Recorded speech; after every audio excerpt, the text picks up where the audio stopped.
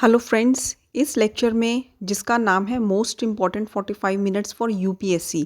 UPSC AMO exams के जो most important 45 minutes हैं, इसमें बहुत इम्पॉर्टेंट पॉइंट्स, बहुत इम्पॉर्टेंट टॉपिक्स जो हैं वो कवर किए जाएंगे सुश्रुत संहिता को फोकस करके, क्योंकि सुश्रुत संहिता का स्पेशली जो सूत्र स्थान है उसमें से क्वेश्चन जो है एंट्रेंस एग्ज़ाम में, चाहे वो एआईए पीजीटी का हो, चाहे वो यूपीएससी का हो, चाहे वो एमओ एग्ज़ाम हो, उसमें काफ़ी क्वेश्चंस जो है सूत्र स्थान से, सुश्रुत सूत्र स्थान से लिए जाते हैं। जहाँ हम बोलते हैं कि चरक सूत्र स्थान एंड चिकित्सा स्थान इंपॉर्टेंट है, वहीं पर सुश्रुत सूत्र स्थान भी इक्वली, मैं कहूँगी कि चरक से भी आजकल ज़्यादा इंपॉर्टेंट है, क्योंकि इसमें से लेटेस्ट पैटर्न के अकॉर्डिंग ज़्यादा क्वेश्चंस पूछे जाते हैं। तो चलिए स्टार्ट करते हैं। तो सबसे पहला पॉइंट है कि व्याधि के भेद।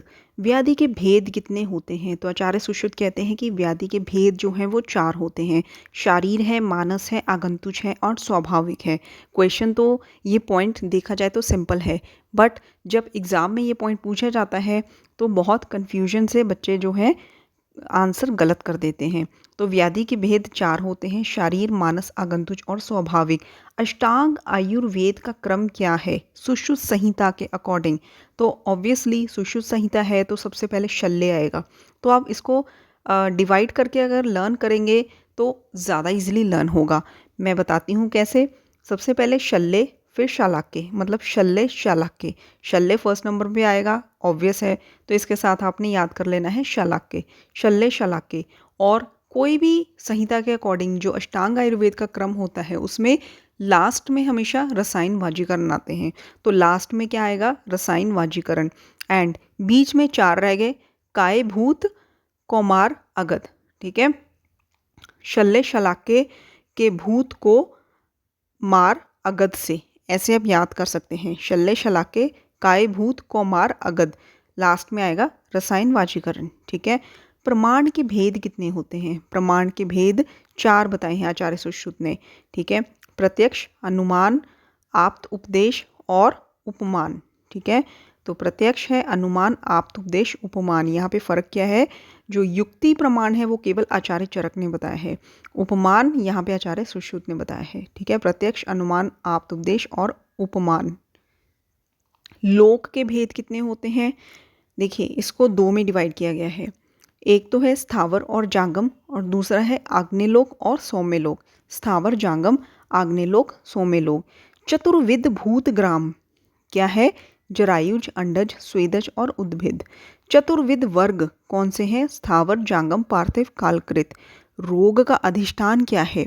शरीर और मन। वानस्पत्य को वृक्ष की संज्ञा दी है। यहाँ पे ये डिफरेंशियल पॉइंट है। ठीक है, वानस्पत्य जिसमें फल और फूल दोनों होते हैं, लेकिन आचार्य सुश्रुत ने इसको वानस्पत्य ना कहते हुए टर्म कौन सी दी है? वृक्ष। ठीक है, यहाँ पे उन्होंने चरक से थोड़ा सा अलग बताया है। वानस्पत्य जिसको वृक्ष बताया है। ब्राह्मण शेष 3 को, क्षत्रिय 2 को और वैश्य केवल 1 वर्ण को ही उपनयन करवा सकता है। ठीक है, शिष्य के वस्त्र कौन से वर्ण के होते हैं? वेरी इंपॉर्टेंट पॉइंट, कषाय वर्ण के होते हैं।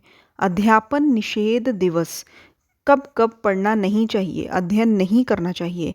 अष्टमी को, चतुर्दशी को, पूर्णिमा को और अमावस्या को, क्योंकि इसमें से भी कई बार क्वेश्चन आ चुका है। अष्टमी को, चतुर्दशी को, पूर्णिमा को और अमावस्या को। ठीक है, फिर उसके बाद शांति कर्म। शांति कर्म किसका पर्याय है? शांति कर्म चिकित्सा का पर्याय है। तस्कर की संज्ञा किसको दी गई है? तस्कर की संज्ञा उस वैद्य को दी गई है जो क्रियात्मक और सैद्धांतिक ज्ञान का अभाव जिसको हो, जिसने कोई प्रैक्टिकल वर्क नहीं किया है, जिसने थ्योरेटिकल वर्क भी अच्छे से पढ़ाई भी नहीं की है, और बिना प्रैक्टिकल के, बिना थ्योरी पढ़े वो ऐसे ही चिकित्सा करने बैठ गया, तो वो क्या ही चिकित्सा करेगा लोगों की? तो उसको तस्कर कहा गया है। तस्कर का वैसे मीनिंग होता है चोर। ठीक है, तो उसको तस्कर की संज्ञा दी गई है। त्रिविध कर्म कौन से हैं? पूर्व कर्म, प्रधान कर्म और पश्चात कर्म। शस्त्र कर्म रोगों की अनुलोम दिशा में करनी चाहिए। ठीक है, सॉरी, रोमों की अनुलोम दिशा में करना चाहिए। तो शस्त्र कर्म, देखिए वैसे अगर देखा जाए इन मेजॉरिटी हम कोई भी कर्म करते हैं तो जो हमारे रोम होते हैं, ठीक है, उसी की डायरेक्शन में की जाती है, सिवाय एक के, जो एक ऐसा कर्म है जो कि हम रोम के ऑपोजिट डायरेक्शन में करते हैं। वो कौन सा है? प्रलेप। ठीक है, जो हम प्रलेप लगाते हैं वो हमेशा रोम की ऑपोजिट डायरेक्शन में लगाते हैं ताकि वो स्किन में ज़्यादा अच्छे से एब्जॉर्ब हो सके। अदरवाइज कोई भी कर्म जो होता है वो रोमों की अनुलोम दिशा में ही किया जाता है। शस्त्र कर्म रोमों की अनुलोम दिशा में करना चाहिए।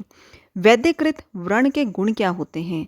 तो वैद्यकृत व्रण जो होता है, मतलब कि अगर वो इंसीजन एक्सीजन जो करके जो व्रण बनाता है, तो श्रेष्ठ व्रण के गुण क्या होते हैं? कैसे पता चलेगा कि जो उसने कट लगाया है ऑपरेशन के लिए, मेजर माइनर सर्जरीज के लिए, वो कट बना के जो व्रण बनाया है वो श्रेष्ठ है, वो उसने अच्छा कट लगाया है, अच्छा इंसीजन किया है। आयतष्ट, विशालष्ट, सुविभक्तो, निराश्रय, जिसका कोई आश्रय ना हो, सुविभक्तो अच्छे से जिसका इंसीजन कर लग गया हो, ठीक है, विशाल हो, ठीक है, आयतश्चो, आयतश्च, विशालश्च, सुविभक्तो और निराश्रय। इसी में अगर आपको मैं डिफरेंशियल पॉइंट बताऊं कि अगर केवल व्रण के गुण पूछे जाएं तो उसमें ये चारों पॉइंट्स तो आते हैं, लेकिन उसमें सम भी होता है, ठीक है, सम मतलब इक्वल, ठीक है, सिमेट्रिकल। तो सम शब्द आता है व्रण के गुण में इन सब शब्दों के साथ, लेकिन जहाँ पे सम शब्द ना आए तो इसका मतलब वो श्रेष्ठ व्रण है, ठीक है, वैद्य द्वारा किया गया श्रेष्ठ व्रण के गुण है। शल्य चिकित्सक के गुण कितने होते हैं? तो इसकी आपने केवल संख्या याद रखनी है, ठीक है, संख्या कितनी है? 6। तिर्यक छेदन योग्य स्थल कौन से होते हैं? बहुत बहुत बहुत बार ये पॉइंट्स पूछे गए हैं। तिर्यक छेदन, चंद्रमंडल छेदन, अर्धचंद्र आकृति छेदन। तो आपने इसको लर्न कैसे करना है? चंद्रमंडल छेदन हाथ और पैर की हथेलियों पर होता है, ठीक है, हस्त और पाद पर चंद्रमंडल होता है। अर्धचंद्र आकृति का जो छेदन होता है वो गुदा और उपस्थ में होता है। इसके अलावा जो भी एरियाज होते हैं वहाँ पर तिर्यक छेदन किया जाता है, जैसे कि भ्रू है, गंड है, शंख, ललाट, अक्षिपुट, ओष्ठ, दंतवेष्ट, कक्षा, कुक्षी, वंक्षन, ठीक है।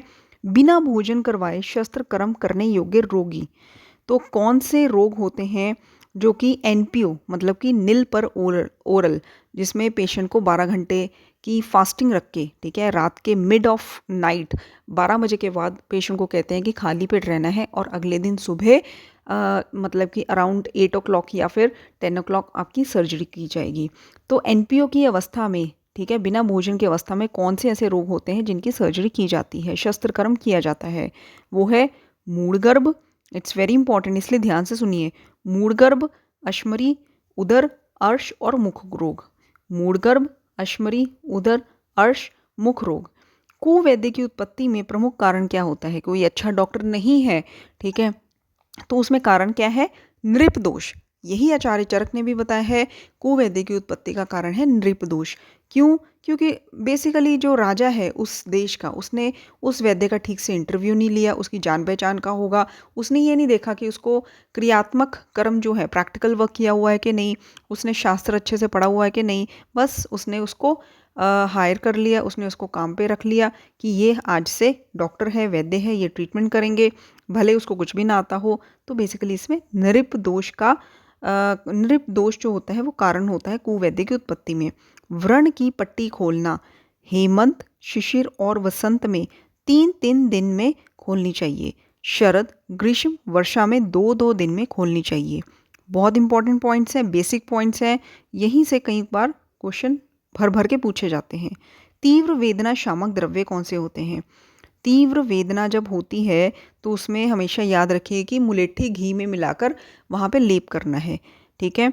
मधुयष्टि सिद्ध घृत और और रजोघूम आकुला दिशा जो होती है, ये किसके लिए कहा गया है? ये जो दिशा होती है ये हेमंत ऋतु में होती है। वात वृष्टि आकुला दिशा जो होती है शिशिर ऋतु में होती है। नेक्स्ट है कि विभिन्न ऋतुओं में पुष्पित वृक्ष, ठीक है, इसमें बेसिकली वसंत को लेकर क्वेश्चन पूछा गया है कि इसमें पुष्पित वृक्ष का नाम बताइए, या फिर वृक्ष के नाम बताकर ये पूछा गया है ये कौन सी ऋतु में पुष्पित होते हैं, ठीक है। तो हेमंत ऋतु में लोध्र, प्रियंगु, पुन्नाग, इसको रटना नहीं है, 3-4 बार इसको रिवीजन देना है तो अपने आप ये याद हो जाएंगे, आप इजीली गेस कर सकते हैं। हेमंत ऋतु में लोध्र, प्रियंगु, पुन्नाग और वसंत ऋतु में पलाश, कमल, बकुल, आम्र, अशोक पुष्पित होते हैं। प्रावृट ऋतु में कदम्ब, नीप, कुटज, सर्ज, केतकी। ठीक है, वात का संशमन और शेष दोषों के संशोधन का निर्देश है। ठीक है, तो आचार्य सुश्रुत कहते हैं क्योंकि ये जो लेक्चर है ये बेसिकली आचार्य सुश्रुत के विचारों पर ही मैं फोकस करके बता रही हूँ आपको। ठीक है, तो वात का संशमन कहते हैं कि करना चाहिए और बाकी दोषों का संशोधन करना चाहिए। प्रमुख यंत्र और उनके कर्म, वेरी इंपॉर्टेंट। स्वस्तिक यंत्र जो होता है वो अस्थि में जो शल्य चला जाता है उसको निकालने का काम करता है। ठीक है, 18 अंगुल लंबा होता है। अस्थि विदुष्ट शल्य उद्दुरनाथ। संदंश यंत्र जो होता है त्वचा, मांस, सिरा, स्नायुगत शल्य को निकालने के काम आता है। फिर ताल यंत्र जो होता है ये हॉलो स्पेस होती है, जैसे कि वैसे ताल यंत्र जो होता है स्पून की शेप का होता है। हॉलो स्पेस जैसे कि कर्ण है, नासा है, नाड़ीगत शल्य है, इनको निकालने में काम आता है। नाड़ी, ठीक है, नाड़ी स्त्रोतोगत शल्य को निकालने में काम आती है। रोगों के दर्शनार्थ मतलब कि डायग्नोस्टिक पॉइंट ऑफ व्यू से, जैसे सिग्मोइडोस्कोपी होती है, एंडोस्कोपी होती है, जो ये स्कोप्स होते हैं अंदर रोगों के दर्शन के लिए। ठीक है, पेट में अगर ड्यूडनल अल्सर्स हैं, गैस्ट्रिक अल्सर्स हैं, ठीक है, या फिर ड्यूडनल अल्सर्स हैं, तो उसमें ये नाड़ी यंत्र काम आता है। स्त्रोतोगत शल्य उदरनाथ, स्त्रोतों के में शल्य जो है उसको निकालने के लिए, रोगों के दर्शन के लिए। आचूषणार्थ, ठीक है, उसको बाहर निकालने के लिए, सक्शन के लिए। ठीक है, तो सक्शन के लिए जैसे सक्शनिंग मशीन होती है, ठीक है, वो भी नाड़ी यंत्र के अंतर्गत ही हम कह सकते हैं कि आएगी। जो सक्शनिंग मशीन होती है, जैसे पेशेंट्स होते हैं जिसको ट्रिक्योस्टमी हुई होती है, तो उसमें म्यूकस को सक्शन करने के लिए, क्योंकि अपने आप वो बलगम बाहर नहीं निकाल पाते, जो पैरालिसिस के पेशेंट्स होते हैं या फिर कोई और पेशेंट जो जैसे कि अपने आप से बलगम बाहर ना निकाल पाएँ, तो उनमें सक्शनिंग होती है। ठीक है, सक्शन मशीन के थ्रू। उसमें ट्रिक्योस्टमी, जैसे कि थ्रोट में ट्रिक्योस्टमी जो है करके एक ट्यूब जो है वो डाल देते हैं टी शेप की, तो उसके थ्रू भी सक्शनिंग होती है या फिर माउथ से भी सक्शनिंग होती है। ठीक है, तो मैं फिर से रिपीट कर देती हूँ। स्वस्तिक यंत्र जो होता है अस्थि में गए शल्य को निकालने में काम आता है। संदंश यंत्र त्वचा, मांस, सिरा, स्नायुगत शल्य। और ताल यंत्र जो है कर्ण, नासा, नाड़ीगत शल्य। एंड नाड़ी यंत्र जो है स्त्रोतों का शल्य को निकालने में, रोग दर्शनार्थ और आचूषणार्थ में काम आता है। निरुद्ध प्रकाश यंत्र सन्निरुद्ध गुद, अलाबू और श्रृंग यंत्र नाड़ी यंत्र की श्रेणी में माने गए हैं। ठीक है, तो नाड़ी यंत्र जो होते हैं, स्कोप्स होते हैं, उसके अंडर और कौन कौन से यंत्र है? निरुद्ध प्रकाश यंत्र, सन्निरुद्ध गुद, अलाबू और श्रृंग। सी मुख यंत्र जो होता है ये इंपॉर्टेंट है, ये क्वेश्चन भी आया हुआ है कि सी मुख यंत्र जो है दृश्य शल्य को निकालने में काम आता है, लेकिन कंक मुख यंत्र जो है गूढ़ शल्य को निकालने में काम आता है। जो शल्य दिख रहा है वहाँ पे तो आपने सी मुख यंत्र का प्रयोग करना है, लेकिन जो गूढ़ शल्य है नहीं दिख रहा वहाँ पे कंक मुख यंत्र का प्रयोग करना है। अर्शो यंत्र का प्रमाण कितना होता है? देखिए, पुरुष हेतु 4 अंगुल लंबा होता है और 5 अंगुल मोटा होता है, जबकि स्त्री हेतु हथेली के बराबर लंबा और 6 अंगुल मोटा होता है। ठीक है, स्त्री हेतु हथेली के बराबर लंबा और 6 अंगुल मोटा होता है। पायना के भेद कितने होते हैं? ये भी इंपॉर्टेंट है, इसमें से भी आई थिंक 2024 इस साल भी क्वेश्चन आया था AIA PGT में। तो पायना 3 प्रकार की होती है, जल पायना, तेल पायना और क्षार पायना। उसमें ऑप्शंस दिए हुए थे कि इसमें से पायना जो है कौन सी नहीं है। ठीक है, तो उसमें तेल पायना, जल पायना, क्षार पायना 3 ऑप्शंस थे। एक और ऑप्शन था, आई थिंक वो कुछ ऑप्शन था, मुझे याद नहीं आ रहा, बट टाइप्स में पूछा गया था कि इसमें से कौन सा पायना का टाइप नहीं था। ठीक है, तो जल पायना में क्या होता है कि पायना पहले तो आपको पता होना चाहिए कि पायना होता क्या है। पायना होता है कि जब शस्त्र को गर्म करके उस लिक्विड में हम बुझाते हैं, तो जल में हम बुझाएंगे तो वो शस्त्र किस काम आएगा? मांस में छेदन, भेदन, पाटन के लिए। ठीक है, बेसिकली मांस में वो शस्त्र काम आता है। तैल पायना सिरा, स्नायु छेदनार्थ और क्षार पायना शर, शल्य और अस्थि छेदनार्थ। ठीक है, तो जो क्षार पायना होता है शर, शल्य और अस्थि छेदनार्थ, तैल पायना सिरा, स्नायु छेदनार्थ, जल पायना मांस में छेदन भेदन करने के काम आता है। ये आपको याद रखना है। निशातनी का वर्ण क्या होता है? तो माश उड़द वर्णी होती है निशातनी। धारा संस्थापन शाल्मली फलक पर करते हैं, मतलब कि जो शाल्मली फलक होती है उस पे जो शस्त्र की धार है उसको तेज करते हैं। त्वक सार आदि चतुर्वर्ग हैं। त्वक सार आदि चतुर्वर्ग कौन से हैं? वंश, स्फटिक, कांच, ठीक है, कुरुविंद। तो ये इतना इम्पोर्टेंट नहीं है इसमें, लेकिन फिर भी आप एक बार, मैं पॉइंट कोई मिस नहीं करना चाहती, ठीक है, तो आप ध्यान रखना। त्वक सार आदि चतुर्वर्ग कौन से होते हैं? वंश, स्फटिक, कांच और कुरुविंद। योग्य, अब ये बहुत इंपॉर्टेंट चीज़ है। योग्य, देखिए अगर छेदन करना हो, मतलब कि एक्सीजन करना हो, ठीक है, उत्कर्तन, परिकर्तन, तो एक्सीजन करना हो बेसिकली, तो उसमें योग्य, पहले आपको ये याद होना चाहिए कि योग्य पता होना चाहिए कि क्या होता है। मतलब कि अगर हमने स्टिचिंग करनी है तो हम डायरेक्टली उसको पेशेंट पे नहीं करेंगे, ठीक है। जस्ट फॉर बिगनर्स उनको पहले प्रैक्टिस करनी पड़ेगी अलग अलग चीज़ों पे सूचरिंग करने की, ठीक है। उसके बाद जब वो एक्सपर्ट हो जाएंगे उसमें, तो फिर वो पेशेंट पे उसको अप्लाई कर सकते हैं। तो डायरेक्टली आप एक्सीजन जो है पेशेंट पे नहीं कर सकते, पहले आपको उसकी प्रैक्टिस करनी पड़ेगी, दैट इज़ योग्य। तो प्रायोगिक द्रव्य कौन सा होगा छेदन के लिए? अलाबू, त्रपुस और एरवारू, ठीक है, अलाबू, त्रपुस और एरवारू, ठीक है। भेदन के लिए बस्ती एवं प्रसेवक पर, ठीक है, मेनली बस्ती याद रखना। लेखन के लिए मतलब स्क्रैपिंग करनी है तो रोम वाले चर्म पे। वेधन के लिए, वेधन मतलब पंक्चरिंग करनी है तो कमलनाल पे, और मृत शिशु की पशु की सिरा पर, कमलनाल एवं मृत पशु की सिरा। एशन, एशन के लिए हमने क्या यूज़ करना है? धुन वाली लकड़ी, सॉरी घुन वाली लकड़ी जो है, ठीक है, उसमें एशन कर्म कर सकते हैं। एशन मतलब कि जब हम जैसे किसी स्कोप से देखते हैं, ठीक है, और कमलनाल एवं तुम्बी मुख पर एशन कर्म कर सकते हैं। आहारण, एक्सट्रैक्शन हम कर सकते हैं पनस पर, जो कटल होता है, ठीक है, उसके बीज को एक्सट्रैक्ट करके प्रैक्टिस कर सकते हैं आहारण की। बिल्व फल पशु के दांतों पर। बंधन, अलग अलग टाइप्स की बैंडेज जो है ऑब्वियसली डमी पर, पुतले पर कर सकते हैं। शार एवं अग्निवर्ग जो है मुलायम मांसखंडों पर। कर्ण संधि बंधन जो है कमलनाल पर, मांसखंड पर और मांसपेशी पर। नेत्र प्रवेश जो है घट के पार्श्व छिद्र में, ठीक है, घट में पार्श्व में एक छिद्र करना है, उसमें नेत्र प्रवेश की प्रैक्टिस कर सकते हैं। तो इसमें हमने देखा कि कमलनाल कई जगह पर आए हैं, जैसे कि वेधन में कमलनाल का प्रयोग किया गया है, कर्ण संधि बंधन में कमलनाल का प्रयोग किया गया है, ठीक है, और एशन में भी कमलनाल का प्रयोग किया गया है। कमलनाल पर वेधन, एशन और कर्ण संधि बंधन तीनों कर्म करते हैं। तो ये जो टॉपिक है ना योग्य का, ये बहुत इंपॉर्टेंट है, इसको अच्छे से याद करना है आपने। इसके बाद है षड्वित परीक्षा। षड्वित परीक्षा में श्रोत आदि भी प्रश्नींच, मतलब कि 5 इंद्रियां होगी जिसके परीक्षा करनी है। और छठा क्या पॉइंट है षड्वित परीक्षा का अकॉर्डिंग टू आचार्य सुश्रुत? प्रश्न करना, ठीक है। नेक्स्ट इज संवत्सर पुरानी व्याधियां असाध्य मानी गई हैं। जो व्याधियां 1 साल पुरानी हैं वो असाध्य हैं।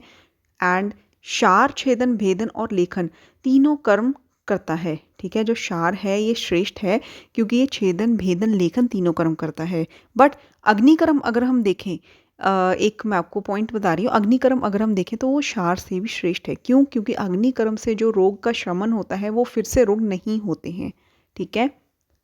त्रिदोषखन एवं अति स्वेदन से नपुंसकता उत्पादक शार है संव्यूहिम, मतलब त्रिदोषखन और अति सेवन से नपुंसकता, जब शार जो होता है उसका अगर अति सेवन करते हैं तो वो नपुंसकता की उत्पत्ति करता है, ठीक है। तो इसको हम संव्यूहिम कहते हैं, ठीक है। संव्यूहिम एक टर्म है शार के लिए, जब शार का अति सेवन करने से वो नपुंसकता उत्पन्न करता है। जो शार त्रिदोषखन होता है वो संव्यूहिम है। शार का भेद, शार के भेद होते हैं 2, प्रतिसारणीय और पानीय। अब प्रतिसारणीय क्या होता है? जो हम लोकल एप्लीकेशन करते हैं, एक्सटर्नल एप्लीकेशन ऑफ शार।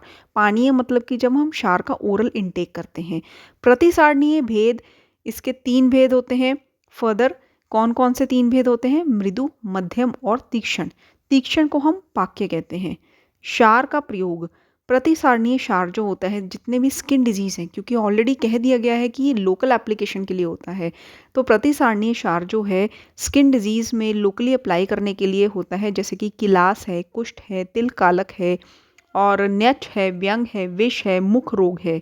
पानीय क्षार जो होता है, जैसे इंटरनली डिजीज होते हैं, आप इस तरह से याद कर सकते हैं, जैसे कि गुल्म है, उदर शर्करा, विष, अश्मरी, अभ्यंतर विद्रदी, ठीक है। कौन सी कंडीशंस होती हैं जिसमें क्षार नहीं देना चाहिए? रक्तपित्त, ज्वरित और तिमिर में। देखिए रक्तपित्त तो आप गेस कर सकते हैं, ठीक है, उसमें क्षार नहीं देना चाहिए, लेकिन तिमिर और ज्वरित ये आपको ध्यान में रखना है। विष एवं अर्श में पानीय एवं प्रतिसारणीय दोनों क्षार का प्रयोग किया जाता है। अर्श में और विष में दोनों क्षार हम प्रयोग कर सकते हैं, oral intake as well as local application. क्षार का निर्माण, क्षार के निर्माण के लिए जो वृक्ष होता है वो मध्यम आयु का होना चाहिए, शरद ऋतु होनी चाहिए, अग्नि प्रज्वलन जो है तिल नाल से करी जाती है, एंड मध्यम क्षार का निर्माण जो है इसमें कट शर्करा, भस्म शर्करा, शंख नाभि का प्रतिवाप का प्रयोग किया जाता है, ठीक है, मतलब इनमें जो है इनके प्रतिवाप में क्षार को प्रिपेयर किया जाता है। तो अपने नाम याद रखने हैं। तीक्ष्ण क्षार के लिए दंती, चित्रक, लांगली का प्रतिवाप है, आप गैस कर सकते हैं। एंड तीक्ष्ण क्षार का लक्षण क्या होता है और अति तीक्ष्ण क्षार का लक्षण क्या होता है, मृदु क्षार का लक्षण क्या होता है? जो तीक्ष्ण क्षार होता है इसमें क्षार पातन से 100 गिनती तक एरण नाल जल जाती है, ठीक है, क्षार का पातन करते हैं तो 100 गिनती तक एरण नाल जल जाती है, मतलब इतने में 100 गिनती तक एरण नाल जल जाती है। इतने टाइम में अगर क्षार का पातन हो जाता है, ठीक है, तो सॉरी क्षार से पातन हो जाता है तो तीक्ष्ण क्षार है। लेकिन क्षार पातन से जब 100 गिनती से पहले ही एरण नाल जल जाए, ठीक है, मतलब क्षार के पातन से एरण नाल को हमने जलाना है तो 100 गिनती से पहले जल जाए, दैट इज अति तीक्ष्ण। 100 गिनती पूरी होने तक जल जाए, दैट इज तीक्ष्ण। मृदु क्षार होता है कि 100 गिनती तक भी ना जले, ठीक है, उसके बाद जले, दैट इज एरण नाल जब 100 गिनती के बाद जले उसको मृदु क्षार कहते हैं। क्षार पातन पर 100 गिनती तक ही 100 तक की गिनती के बाद एरण नाल जले, दैट इज मृदु क्षार। क्षार पातन से पूर्व दोष अनुसार कृत कर्म, तो हमने क्षार का जो प्रोसीजर करना है उससे पहले यदि वात की दुष्टि हो तब हमने क्या करना है, पित्त की दुष्टि हो तब हमने क्या करना है, कफ की दुष्टि हो तब हमने क्या करना है। देखिए क्षार पातन में अगर पहले से वात दुष्टि हो रखी हो तो लेखन कर्म करते हैं, मतलब स्क्रैपिंग, पित्त दुष्टि हो तो घर्षण कर्म करते हैं और कफ की दुष्टि हो तो प्रच्छान कर्म किया जाता है। क्षार पातन के पश्चात 100 मात्रा काल तक प्रतीक्षा करनी चाहिए। क्षार में रस कौन सा होता है, वेरी इंपॉर्टेंट, कटु रस प्रधान होता है, लवण रस अप्रधान होता है और क्षार में अम्ल रस नहीं होता है। ये जो है चरक, सुश्रुत, वाग्भट तीनों ने कहा है, कटु रस प्रधान, लवण अप्रधान, अम्ल रहित, चरक, सुश्रुत, वाग्भट। लवण रस प्रधान एवं कटु अप्रधान ये ढलान जी ने कहा है, मतलब इसका उल्टा जो है लवण प्रधान है, कटु अप्रधान है, ये आचार्य डलहन ने कहा है। क्षार पातन का निषेध, देखिए क्षार पातन के निषेध उदर रोग में, रक्तपित्त में, रजस वाला, गर्भिणी, प्रमेही, देखिए प्रमेही में भी, और फल योनि में नहीं करना चाहिए। स्थान जहाँ क्षार पातन निषिद्ध है कौन कौन सा स्थान है, सेवनी, शिशिन, नाभि, नाखून, धमनी, गला, वर्तम के अतिरिक्त नेत्र के समस्त भाग। अब इसमें सेवनी, शिशिन, नाभि, नाखून, धमनी, गला ये तो अलग पॉइंट हो गए, लेकिन क्वेश्चन कहाँ से पूछा जाता है कि कौन से नेत्र रोग में क्षार का प्रयोग कर सकते हैं, तो वर्तमगत नेत्र रोग में क्षार का प्रयोग कर सकते हैं, इसके अलावा कोई भी नेत्र रोग में क्षार का प्रयोग नहीं किया जाता। क्षार को विष अग्नि शस्त्र, ठीक है, अश्नि मृत्यु कल्प बताया गया है, इसको विष अग्नि शस्त्र, अश्नि मृत्यु कल्प भी कहा जाता है। अब नेक्स्ट इंपॉर्टेंट चीज है कि स्थान अनुसार अग्निकर्म हेतु पदार्थ, कौन से स्थान पर अग्निकर्म करना है तो कौन सी चीज़ें हमने प्रयोग करनी है। जैसे कि अगर हमने स्किन पर यानी कि त्वचा पर अग्निकर्म करना है तो हमने पीपल, बकरी की मैंगी, गोदंत और शर से अग्निकर्म करना है। मांस धातु में जाम्बव, ओष्ठ और धातु से अग्निकर्म करना है। ये जो पॉइंट्स है आपको 2-2, 3-3 बार रीडिंग देनी है, ठीक है, इस लेक्चर को आप 2-3 बार सुन लीजिए, that is more than enough. आपको दिमाग में ये पॉइंट्स जो है बैठ जाएंगे ताकि आप इजीली वहाँ पे गेस करके आंसर जो है बिल्कुल करेक्ट मार्क कर सकें। इसमें मांस धातु को लेकर क्वेश्चन ऑलरेडी आ चुका है, ठीक है, इसमें जाम्बव, ओष्ठ और धातु से अग्निकर्म करते हैं। सिरा, स्नायु, संधि और अस्थि पर शहद, गुड़ और स्नेह से अग्निकर्म किया जाता है। अग्निकर्म हेतु निषिद्ध ऋतुएं कौन सी होती हैं, शरद और ग्रीष्म, ठीक है, शरद और ग्रीष्म। अग्निकर्म से पूर्व पिच्छल अन्न का सेवन किया जाता है। This is important point. अग्निकर्म से पूर्व पिच्छल अन्न का सेवन किया जाता है। अग्निदग्ध के लक्षण क्या होते हैं? देखिए, अग्निदग्ध में त्वचागत, अगर त्वचा पर अग्निदग्ध हुआ तो शब्द प्रादुर्भाव और दुर्गंधता आएगी। एक तो स्मेल आएगी और चट-चट की आवाज़ आएगी, शब्द प्रादुर्भाव होगा। मांसगत में कपोत वर्णी दग्ध स्थल होगा। सिरागत में कृष्ण उन्नत व्रण और स्राव का अभाव होगा। सिरा में कृष्ण उन्नत व्रण, ठीक है, ब्लैक कलर जो है, एक व्रण बन जाएगा, ब्लैक कलर का वूंड होगा, उन्नत होगा, ऊपर को उठा हुआ होगा और स्राव उसमें से नहीं होगा। संधि और अस्थि में दग्ध स्थल का रूक्ष होना, अरुण वर्ण होना और कर्कश होना, ठीक है। और त्वचा में शब्द प्रादुर्भाव और दुर्गंधता, मांसगत में कपोत वर्णी दग्ध स्थल, सिरागत में कृष्ण उन्नत व्रण और स्राव का अभाव, संधि और अस्थिगत में दग्ध स्थल का रूक्ष, अरुण और कर्कश हो जाना। श्लीपद आंत्रवृद्धि और अपची और अर्श में अग्निकर्म निर्दिष्ट है। अग्निकर्म श्लीपद में करना चाहिए, ठीक है, फाइलेरियसिस में, आंत्रवृद्धि में करना चाहिए, अपची में करना चाहिए और अर्श में करना चाहिए। सम्यक दग्ध होने पर क्या करना चाहिए? शहद और घृत का लेप करते हैं। अग्निकर्म का निषेध जो है पित्त प्रकृति में, अतिसार में, देखिए अतिसार में भी नहीं करना, अंतरशल्य में और जिनका स्वेदन किया गया हो उनमें निषिद्ध है, ठीक है। तो अग्निकर्म ऐसी कंडीशंस में नहीं किया जाता। नाम अग्निकर्म का, ठीक है, दग्ध का नाम, उसके लक्षण और चिकित्सा। This part is very important. इसमें क्या है कि दग्ध जैसे प्लुष्ट दग्ध हो, जिसको तुत्थ भी कहते हैं, तो इसमें लक्षण क्या होंगे? त्वक विवंडता, मतलब कि स्किन डिस्कलरेशन हो जाएगी। और क्योंकि दग्ध है फिर भी हम इसमें उष्ण चिकित्सा करेंगे, ठीक है, उष्ण चिकित्सा करेंगे। फिर उसके बाद ये तो हेतु विपरीत अर्थकारी चिकित्सा टाइप्स हो गया, ठीक है। तो इसमें हमने उष्ण चिकित्सा करनी है। और फिर उसके बाद दुर्दग्ध में फफूल्ले और तीव्र पीड़ा होती है। आपने हमेशा याद रखना है कि फफूल्ले और तीव्र पीड़ा, स्पेशली फफूल्ले दुर्दग्ध में होता है। इसमें शीत एवं उष्ण चिकित्सा की जाती है। और जैसे कि आलेप और अभ्यंग करने हो तो वो शीत ही करे जाते हैं। सम्यक दग्ध ताल फल वर्णी होती है। इसमें स्किन जो है ताल फल के जैसा कलर होता है स्किन का सम्यक दग्ध में। एंड इसमें पित्तज विदृतिवत चिकित्सा की जाती है। पित्तज विदृतिवत चिकित्सा की जाती है। यहाँ पे ये चीज़ इंपॉर्टेंट है। पहला इंपॉर्टेंट पॉइंट है ताल फल वर्णी इन सम्यक दग्ध। दूसरा इंपॉर्टेंट पॉइंट है पित्तज विदृतिवत चिकित्सा, जबकि अतिदग्ध में पित्तज विसर्पवत चिकित्सा की जाती है।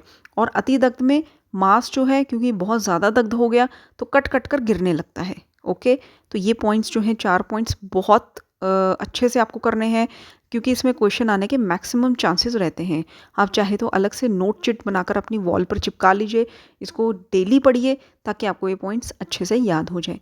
सभी अग्निदग्धों में रोपण के लिए श्रेष्ठ क्या होता है? घृत, ठीक है, घृत श्रेष्ठ है रोपणार्थ इन ऑल टाइप्स ऑफ अग्निदग्ध।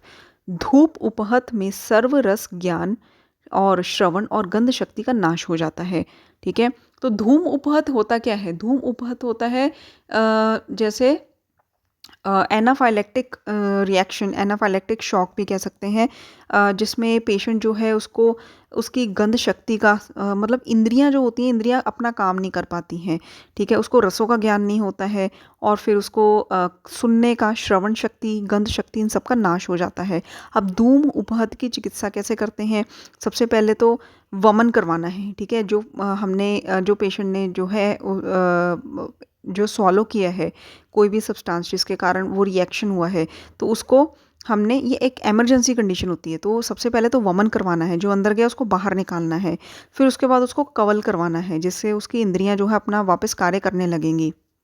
फिर शिरोविरेचन करवाना है एंड देन अन्न का सेवन करवाना है, ठीक है। तो इसमें सीक्वेंस है वमन, कवल, शिरोविरेचन, अन्न का सेवन। उष्ण वायु दग्ध में शीत उपचार करना चाहिए। सनस्ट्रोक में मतलब शीत और वायु से दग्ध में उष्ण और स्निग्ध उपचार करना चाहिए, मतलब फ्रॉस्ट बाइट जिसे हम कहते हैं, ठीक है। बहुत ज़्यादा शीतता से जो फ्रॉस्ट बाइट होती है, पैरों में जख्म हो जाते हैं, उसमें उष्ण और स्निग्ध उपचार किया जाता है। रक्त विस्रावण का परम सुकुमार तरीका क्या होता है? जलौका, ठीक है। सुकुमार जो बहुत कोमल होते हैं पेशेंट्स, ठीक है, बहुत ज़्यादा जो है प्रॉब्लम्स को सहन नहीं कर सकते, सुकुमार होते हैं, तो उनमें रक्त विस्रावन का सबसे अच्छा तरीका है जलौका। विषाक्त जलौका से दष्ट होने पर कौन सी औषध दी जाती है? महागद। जलौका का भोजन क्या है? वल्लूर, शैवाल, कशेरू। जलौका को रखने वाले जल को 3-3 दिन पर चेंज करना चाहिए और पूरे घड़े को 7 दिन के अंदर बदल देना चाहिए। जल को 3-3 दिन पर और पूरे घड़े को 7 दिन में बदल देना चाहिए। जलौका के ग्लानि हरणार्थ दे क्या होता है? तो जलौका की ग्लानि को दूर करने के लिए सरसों और हल्दी का उस पे लेप करना चाहिए। जलौका को चिपकाने हेतु रक्त और दूध जो है इसकी ड्रॉप्स उस एरिया पर डाल देनी चाहिए। जलौका को हटाने के लिए सैंधव लवण का प्रयोग करना चाहिए। जलौका जन्य व्रण का जो लेप जलौका जन्य व्रण पर लेप होता है, ठीक है, कौन सा लेप होता है वो? अगर जलौका ने व्रण कर दिया तो वहाँ पे शतदौत घृत का लेप किया जाता है। जलौका के वमनार्थ उसके वमन के लिए प्रयुक्त सैंधव और तैल का प्रयोग किया जाता है। सुश्रुत मतानुसार रस का स्थान हृदय होता है, ठीक है, और यह प्रकृति में सौम्य होता है, ठीक है, इसका स्थान हृदय है, सौम्य होता है। रस का रंजन यकृत में होता है, रस का रंजन यकृत में होता है। आचार्य चरक ने भी रस का रंजन यकृत में माना है, लेकिन आचार्य षडंगर क्या कहते हैं कि रस का रंजन, देखिए रंजक पित्त तो उन्होंने आचार्य षडंगर ने यकृत बताया है, ये नोट कर लीजिए, लेकिन वो कहते हैं कि रस का रंजन हृदय में होता है। ओके, अब नेक्स्ट है कि रस की गति। रस की गति 3 प्रकार की बताई गई है। एक तो है ऊर्ध्व गति, एक है अधोगति और एक है तिर्यक गति, ठीक है। तो ऊर्ध्व गति जो है वो कौन सी है? ऊर्ध्व गति जो है अग्नि के समान होती है। अग्नि की ज्वाला आप देखिए ऊपर को जाती है, तो ऊर्ध्व गति अग्नि के समान होती है, इसको अर्ची बोलते हैं। अधोगति जल नीचे की ओर जाता है, तो इसको जल के समान बताया गया है। तिर्यक गति शब्द के समान बताया गया है। रक्त मोक्षण का निषेध किसमें है? ऑब्वियसली पांडु में। ऑलरेडी अनीमिया है, रक्त की कमी है, हीमोग्लोबिन कम है, तो हम रक्त मोक्षण नहीं करेंगे। पांडु है अर्श में। अर्श में इस कंसेप्ट से है कि हेमरॉइडल अगर पाइल्स है, ठीक है, हेमरॉइड्स हैं, तो उसमें ब्लीडिंग वैसी ही हो रही है, रेक्टल ब्लीडिंग, ठीक है, तो उसमें भी हम रक्त मोक्षण नहीं करेंगे।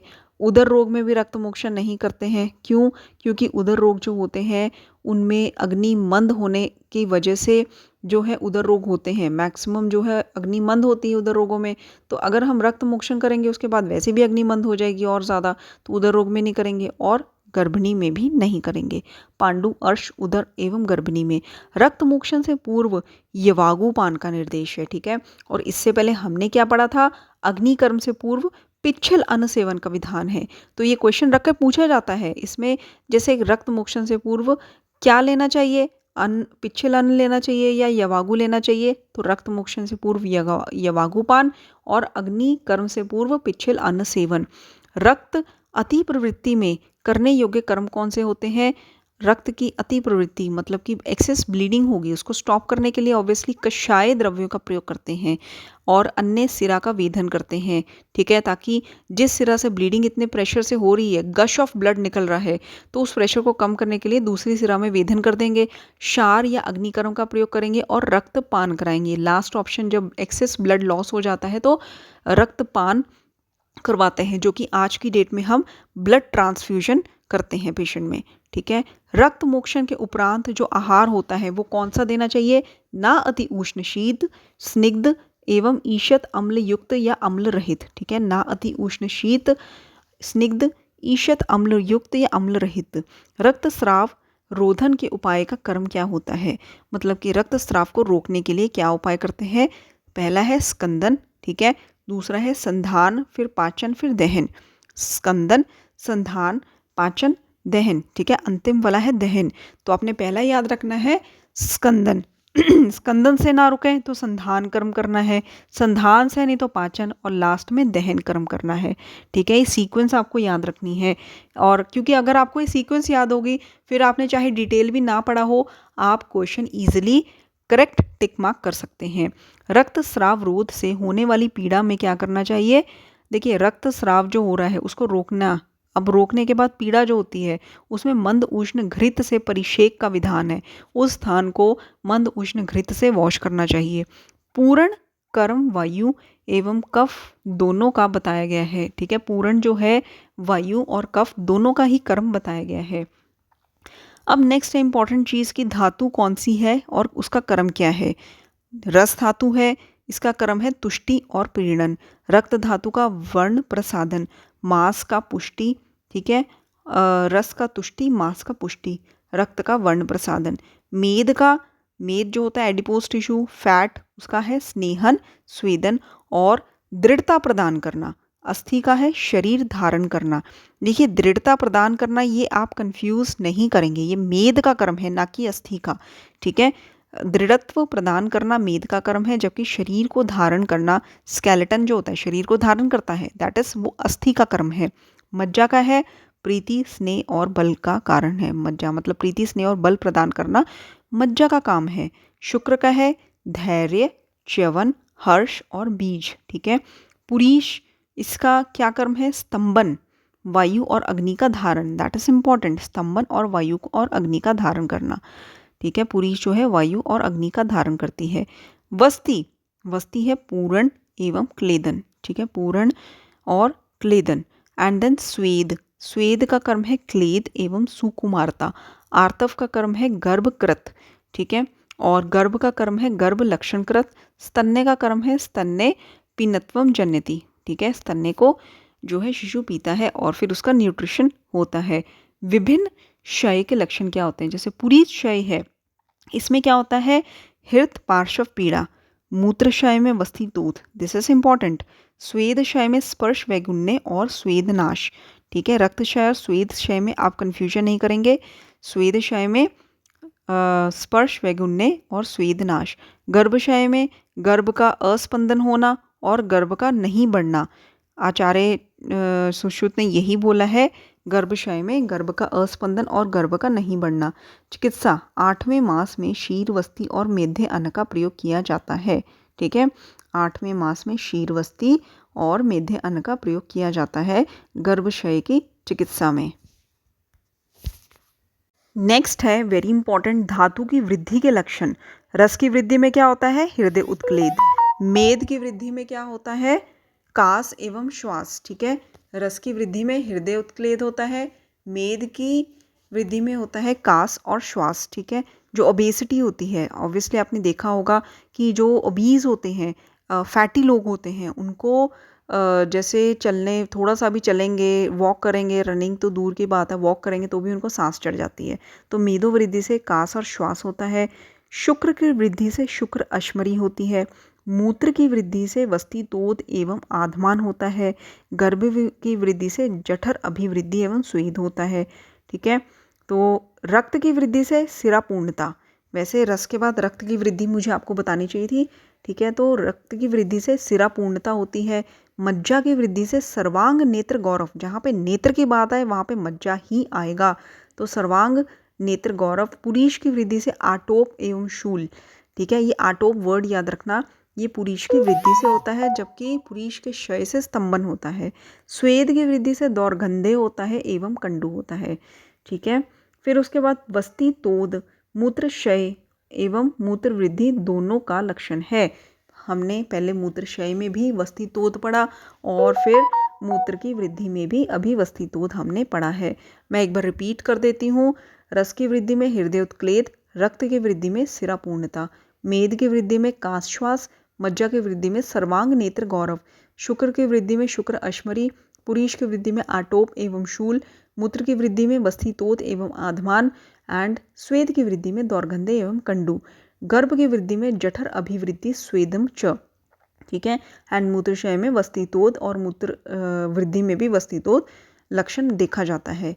ओज के गुणों में स्थिर और सर दोनों गुण आचार्य सुश्रुत ने बताए हैं। ओज को प्राण आयतन में उत्तम बताया गया है, ठीक है।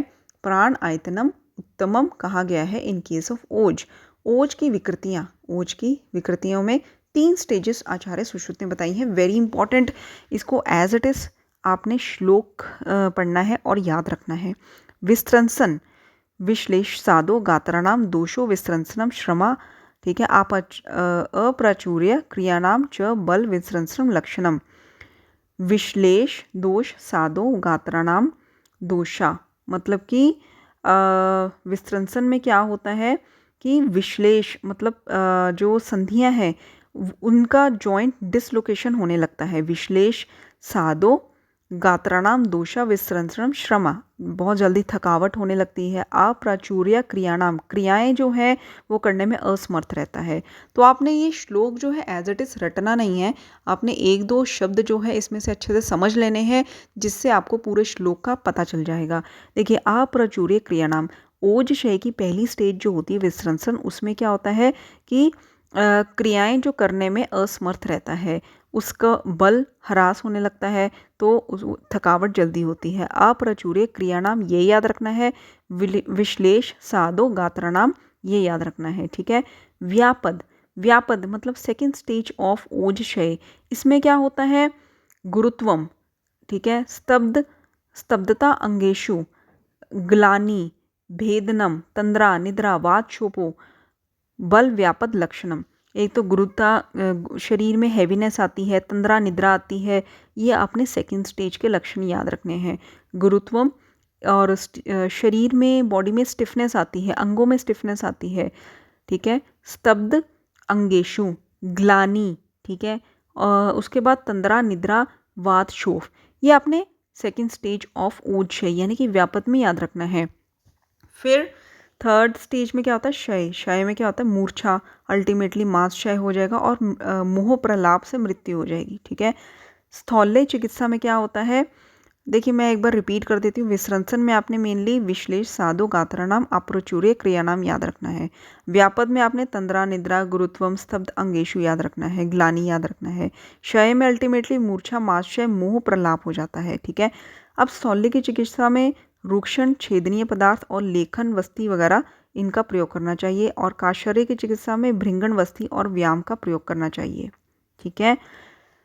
एंड देन यव का प्रयोग जो है याद रखना है आपको, स्थौल्य और काशर्य दोनों में होता है। कर्ण वेधन, कर्ण वेधन क्यों करते हैं, रक्षा के लिए। रक्षा इन द सेंस कि कर्ण वेधन करेंगे तो इम्यूनिटी बढ़ेगी, बॉडी का डिफेंस सिस्टम बढ़ेगा, तो रक्षा के लिए और भूषण के लिए, कॉस्मेटिक पॉइंट ऑफ व्यू से, ठीक है। और आरा या सुई से वेधन करते हैं, ठीक है। और कर्णपाली पतली हो तो सुई से, नहीं तो आरे से। एंड लकड़ी के वाम सॉरी लड़की के वाम कर्ण एवं लड़के के दक्षिण कर्ण का वेधन करते हैं, ठीक है। लड़की के इन फीमेल्स लेफ्ट कर्ण एंड मेल्स में दक्षिण कर्ण। योग्य वेधन पर क्या करना चाहिए, तिल्ली के आम तेल से परिसेचन करना चाहिए और 3-3 दिन पर वेधन को प्रयोग करना चाहिए, वर्धन को प्रयोग करना चाहिए, ठीक है। तो योग्य वेधन में एक तो आम तेल से परिसेचन, ये आपने याद रखना है, और एवरी थर्ड डे वर्धन करना चाहिए, कर्णपाली का वर्धन करना चाहिए, वर्धनको का प्रयोग करना चाहिए, मतलब जो द्रव्य वर्धन करते हैं उनका प्रयोग किया जाता है 3-3 दिन पर। इसके बाद है हीनकर्ण, वल्लीकर्ण, यष्टिकर्ण, संक्षिप्त एवं काकोष्ठ असाध्य माने गए हैं, ये आपने ज़रूर याद रखना है। ये 5 जो हैं असाध्य माने गए हैं, हीनकर्ण, वल्लीकर्ण, यष्टिकर्ण, संक्षिप्त एवं काकोष्ठ। कर्णपाली का अभाव होने पर आहारे बंद करते हैं, ठीक है। कर्णपाली का अभाव होने पर आहारे बंद करते हैं। कर्ण के अपांग पर प्रछान करते हैं और बाह्य भाग पर प्रछान करने से दृष्टि नाश हो सकता है। कर्ण के अपांग पर प्रछान करते हैं, बाह्य भाग पर अगर प्रछान करेंगे, प्रछान क्या होता है कि एक तरीके से हमने स्क्रैच करके वहाँ पे ब्लीडिंग करनी है, तो बाह्य भाग पर प्रछान करने से दृष्टि नाश हो सकता है। नासा संधान के पश्चात हमेशा विरेचन और अपीड़क का विधान होता है, ठीक है। अपीड़क क्या होता है, अपीड़क होता है कि जब ज़्यादा क्वांटिटी में हम घृतपान करवाते हैं पेशेंट को, तो नासा संधान किया, नेज़ोप्लास्टी करी, तो उसके बाद विरेचन और अपीड़क मतलब भोजन के बाद घृतपान का विधान है। शोफ के भेद कितने हैं, वेरी इंपॉर्टेंट, अलग अलग आचार्यों ने अलग अलग संख्या बताई है।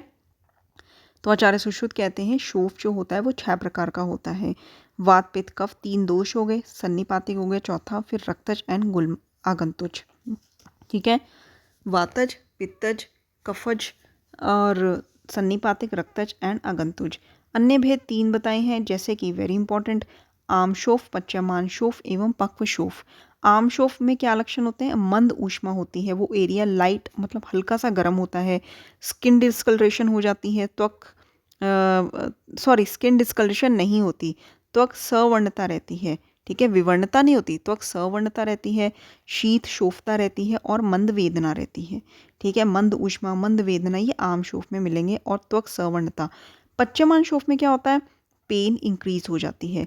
सूची भिरेव निस्तुद्धते, ठीक है। शस्त्रेण भिद्यते मतलब कि जैसे सुई से चुभोया गया हो ऐसी पेन होती है। शस्त्र से काटा गया हो, अग्नि से जलाया गया हो, धायेते पच्यत इव, ठीक है। च अग्निशारा जैसे बिच्छू ने काट लिया हो, इतनी तीव्र वेदना होती है। वृश्चिक विद्वत पीड़ा। स्थान शयनेशु ना शांति मतलब कि कोई शांति नहीं मिलती है, ठीक है। और भक्त अरुचि खाने में कोई रुचि नहीं होती। तो ये जो सारी पेन्स हैं, शस्त्र से काटने वाली पेन है, अग्नि से जलाने वाली पेन है, बिच्छू से काटने वाली पेन है, सूची भिरेवने सुद्धते, ये आपको पक्व शोफ में मिलेंगी।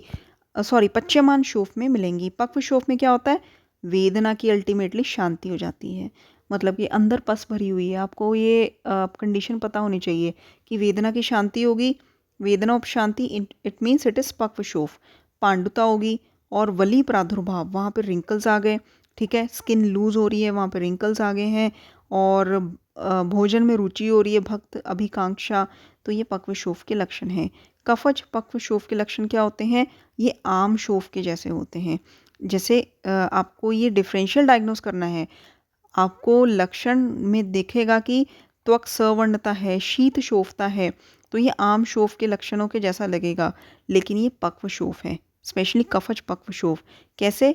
ये पत्थर के जैसा मतलब कि हार्ड है, अश्मवत घनता है इसमें। इससे आप पहचान जाएंगे कि ये आम शोफ नहीं है, इसमें पस भरी हुई है, ये पक्व शोफ है, यानी कि कफज पक्व शोफ।